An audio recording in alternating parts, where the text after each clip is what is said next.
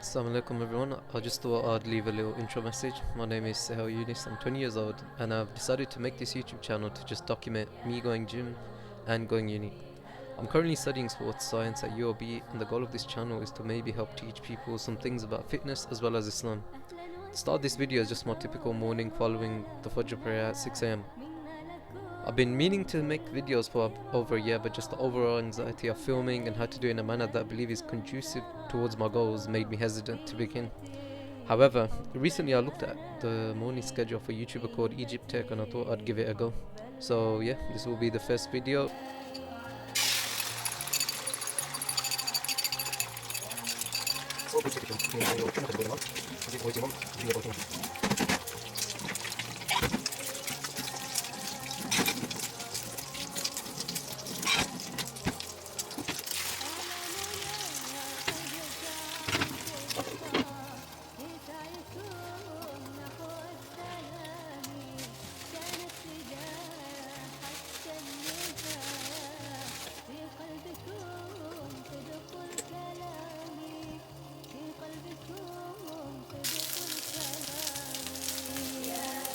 Okay, let's see if we can get this.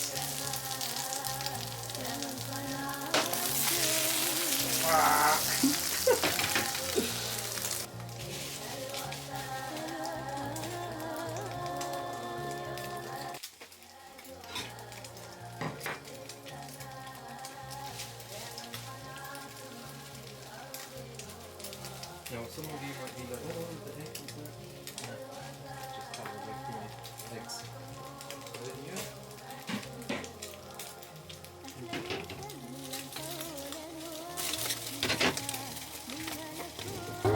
كل احترام أنتم بنيتم أنتم زرعتم في همة حب الأنام في همة حب الأنام يا دعاة للسماء يا من صنعتم في الأرض نورا. So we've got some egg wraps, a cup of coffee, and then the most important thing of them all, the steroids.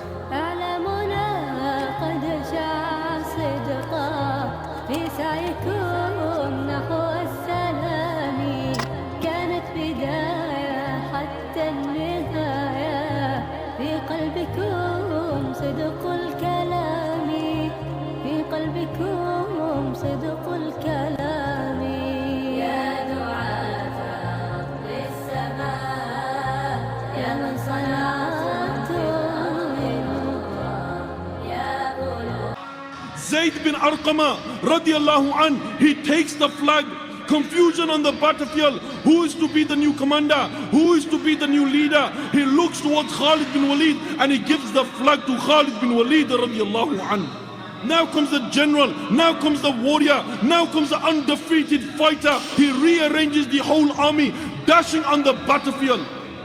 The enemy see him thinking, you know what, we have dealt with the first commander, we have dealt with the second commander, we have dealt with the third commander, let's attack this man. But what did they know about Khalid bin Walid? Why? Because this guy is a sword from the swords of Allah. He takes the first sword, dashing towards the battlefield. The enemy is charging towards him. Anything that comes in his way, he smashes. He takes the first sword, he strikes, it breaks. He takes the second sword, dashing towards them. The enemy is fighting him. He strikes with the second sword and the second sword breaks and the third sword breaks. He strikes and the fourth sword breaks. He takes the fifth sword, he strikes, it breaks. He takes the sixth sword, he strikes, it breaks. He takes the seventh sword, he strikes, it breaks. He takes the eighth sword, he strikes, it breaks. He takes the ninth sword, he strikes, it breaks, until the enemy run and the Muslims retreat. From that day Rasulullah sallallahu alaihi wasallam gave him the title, the sword from the swords of Allah Azza wa Jalla. This is Khalid bin Walid radiallahu anhu.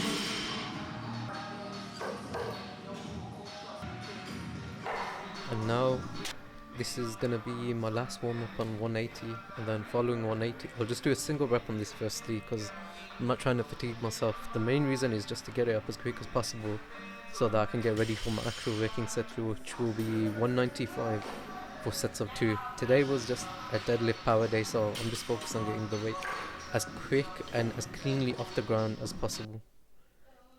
You know, Khalid bin Walid, one of the greats, one of the absolute mamas of our ummah. Khalid bin Walid, there's a particular narration when they were facing the Romans. And Khalid bin Walid was an absolute wild horse, just an absolute gun.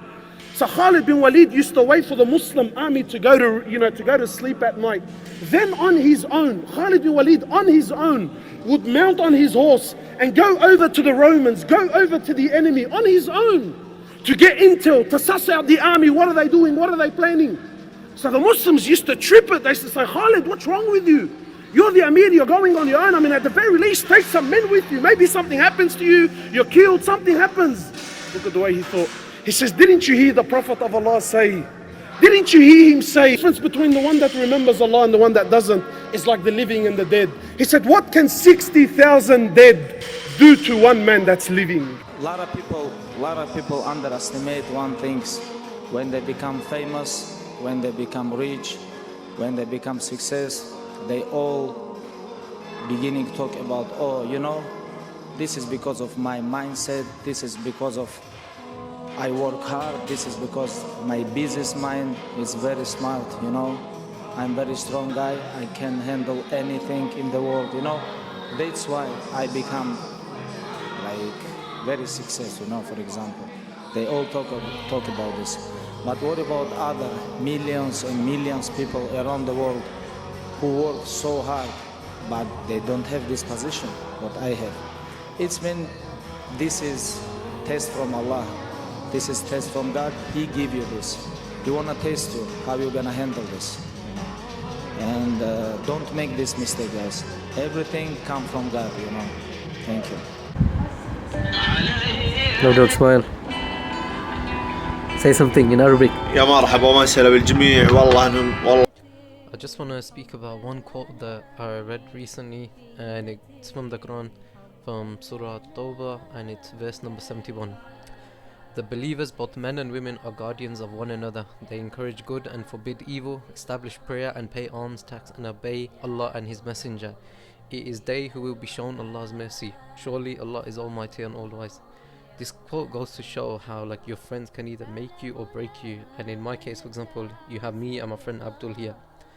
There might be days where I might be too invested in my work, or he might be too invested in our work, but we have the other one to tell us, you know what, get up, it's time to go pray Zohar, get up, it's time to pray Asr. And friends like these are the type of friends that will improve your chances of having a good outcome in the Akhirah.